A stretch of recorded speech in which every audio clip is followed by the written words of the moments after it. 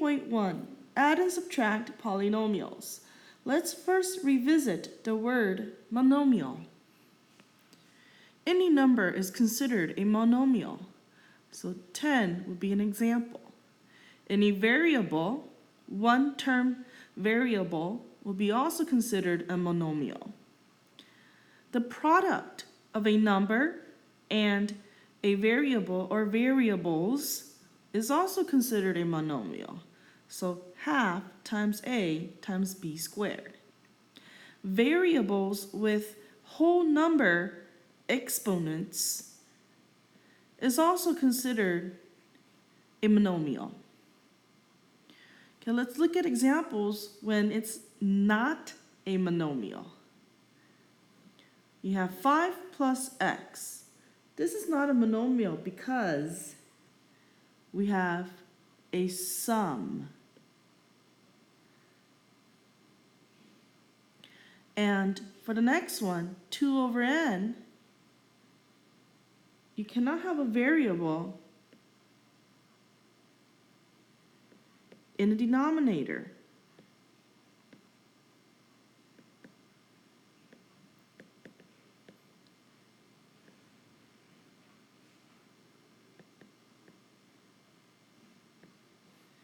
And for the next example, 4 to the a power, this is not a monomial because you have a variable exponent. So you cannot have a variable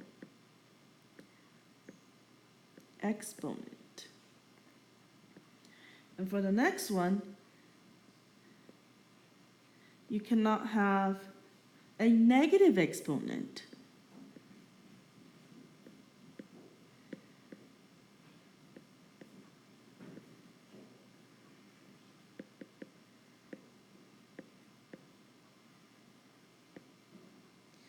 It must be a whole number exponent in order for this to be a monomial, as we see here.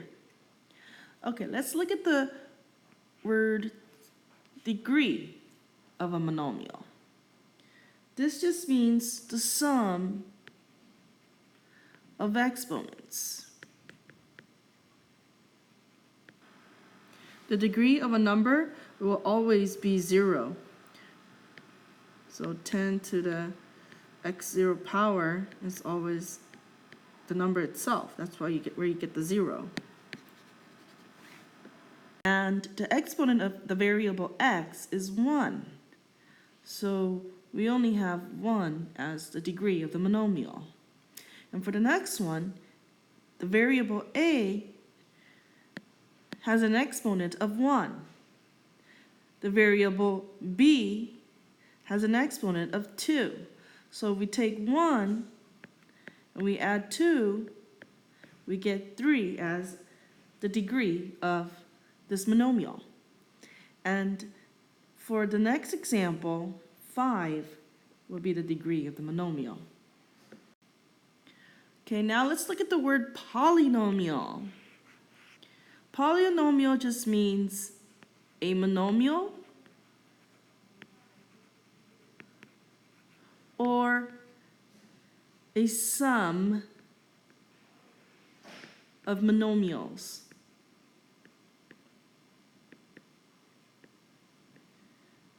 Each called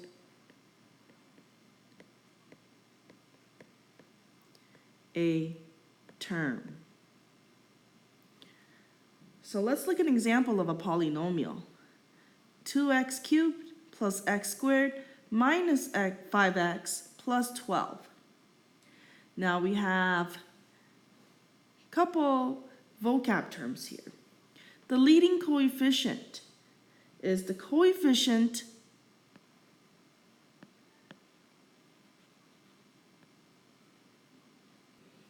of the first term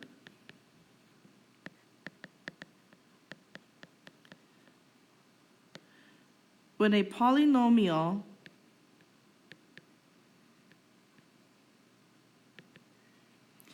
is written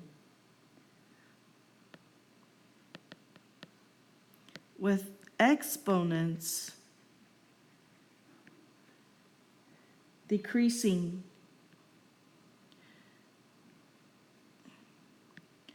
from left to right. So 2 here will be your leading coefficient.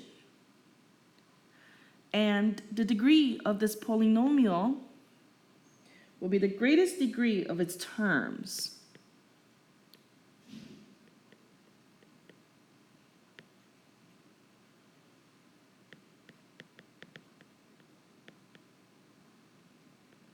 So that would be the 3.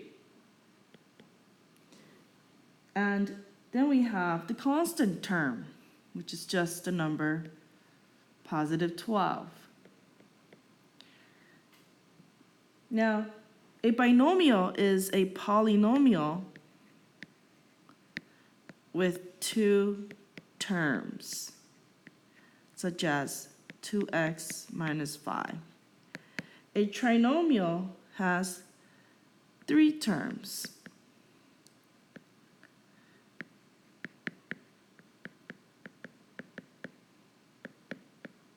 So tri means 3, bi means 2. And terms are just all of these separate components that make up the polynomial. And like terms are terms that have the same variable with the same exponent. For example, 5x and 6x. So I'll list the terms: 2x cubed, x squared, negative 5x, and positive 12. And these are just random examples. Guided practice. Write the polynomial so that the exponents decrease from left to right. Identify the degree and the leading coefficient of the polynomial. So here, when I look at this polynomial, I see that 4 has the greatest exponent. So I'm going to write 4y to the 4th power, and then I'm going to add it to 6y cubed, and I'm going to subtract minus 2y squared, and then minus 5. As you can see, now I have the exponents in decreasing order. So according to our definition earlier, the leading coefficient is the coefficient of the first term when the polynomial is written with exponents from left to right.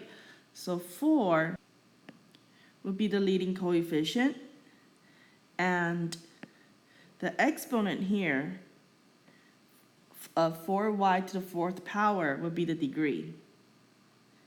Okay, the greatest degree of its terms. Okay, now, the bottom here is it wants you to tell whether the expression is a polynomial. If it is a polynomial, find its degree and classify it. So for the first example here, we have 7b c cubed plus 4b to the 4th power c. So is this a polynomial? I would say yes. Okay, and why? Because it doesn't have a negative exponent or a variable in the denominator.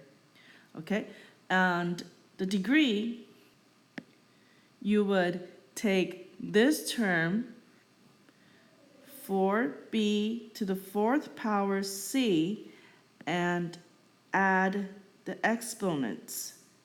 So that would be 0 plus 4 plus 1, and you would get 5. And 5 is greater than 3 plus 1 plus 0, which is 4. Okay, so that's the reason. And because there are 2 terms, we would classify this as a binomial. And for the next example, I will also say this is a polynomial There are no negative exponents. Okay, it satisfies the definition. Now, if we look at all its terms, it seems like we can reorder these terms. So negative n cubed minus 6n squared plus 4. So 3 is the greatest degree. So we write 3. And for the next example, we have negative exponents. So this is not a polynomial. So we don't have to do anything. And the number 7 is a polynomial. Yes, it's a one-term polynomial. And more specifically, it's a monomial. We classify it as a monomial. And let me backtrack a little bit. Because this second example here has 3 terms, we call this a trinomial.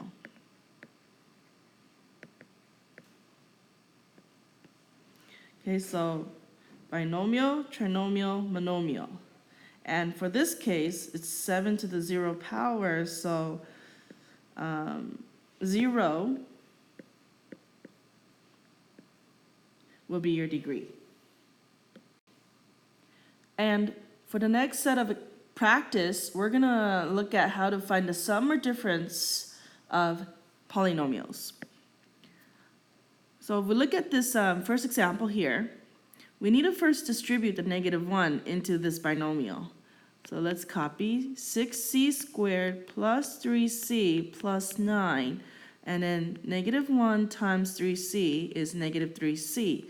-1 times -5 is +5. Now we can cancel out +3c and -3c, and we're left with 6c squared plus 9 plus 5. So I could add these together to get plus 14. And thus, this is simplified. And we look at the next example. Again, I need to distribute the -1 into this trinomial. I'll recopy the first trinomial, 4d minus 6d cubed plus 3d squared minus 9d cubed minus 7d plus 2. Okay, and then now we need to rearrange these terms so that we can add them. So minus 6d cubed minus 9d cubed will give you minus 15d cubed. And then we have positive 3d squared. We don't have any other terms with d squared, so we just recopy that. And for d, I see that I have a minus 7d, which I can add together. So 4 minus 7 is negative 3d, and the constant positive 2 stands alone. So in this case, this would be my simplified solution. And now let's look at this one. Here it's positive, so we don't have to worry about distributing. So 3r squared s plus 5rs plus 3 minus 8r s squared minus 9rs minus 12. Now let's find the like terms. We have positive 5rs and then minus 9rs. And then 3r squared s is alone, negative 8rs squared is also alone, and we also have 2 constant terms in which we can combine together. So I'm going to first write 3r squared s, and then I'm going to take negative 8rs squared and combine it with 3r squared s. And then I'm going to add 5rs to negative 9rs, which makes negative 4rs. And then I will add 3 and negative 12 to get negative 9. This will be our simplified expression. And for this next problem, we have 5mn plus 3m minus 9n, and here we need to distribute the negative 1 into the binomial to the right. So that would be negative 13mn, and then negative positive makes negative 2m. And now we have to combine like terms. So plus 5n can be combined with negative 13mn. So that would be negative 8mn. And the next one will be positive 3m with negative 2n. So that will make 3 minus 2 makes positive n. And we have a leftover of negative 9n. And that would be our simplified expression. And for this next problem, we are to find the area of the floor plan to the left. Okay, first I'm going to write an expression for this big rectangle here. And this would make 4x times x, which equals 4x squared. And this little square will be x over 2 squared, which makes x squared over 4. And this little rectangle here makes 8x minus 32. And now I'm going to combine all of these terms to make one polynomial. So 4x squared plus x squared over 4 plus 8x minus 32. Now we can still combine these two terms. So I'm going to rewrite 4 as 16 over 4 and continue to simplify. So this will be 17 over 4x squared plus 8x minus 32. Word problems. In 1997, the median sale price for a one-family home in the Northeast was about $187,443, and the median sale price for one family in the Midwest was about $151,629. From 1997 through 2003, which is a period of 6 years, the median sale price for a one-family home in the Northeast increased by about $13,857 per year. So this is the rate of increase for the Northeast. And the median sale price for the other family in the Midwest increased by about $5,457 per year. So this is the rate of increase for the Midwest. So in the first part, you need to write two equations that model the median sale prices of a one-family home in the Northeast and Midwest as functions of number of years since 1997. So for Northwest, we began with $187,443 in 1997. And the rate of increase is $13,857 per year. So I would add that to 13,857 times T. And the same would go with the Midwest, $151,629 in 1997. And then we would add that to the rate of 5,457 per year times T. Now, the next question is, how much more did a home in Northeast cost than a home in the Midwest in 1997 and 2003? So in 1997, the time would be 0. So I need to take the expressions here and subtract them. So n subtract m. So here I already have the work shown for you. I took 187,443 plus 13,857t, and then I subtracted the binomial 151,629 plus 5,457t. And notice that I put parentheses around the second binomial. And now I just need to substitute in 0 for t. And these two terms are canceled out. So you end up with 187,443, and you will subtract 151,629 to get $35,814. And for 2003, the time will be 6 years. So in this case, we will substitute 6 in, and we will get $86,214. And the next part of the question is to find the change in sale price of each area between the 6 years.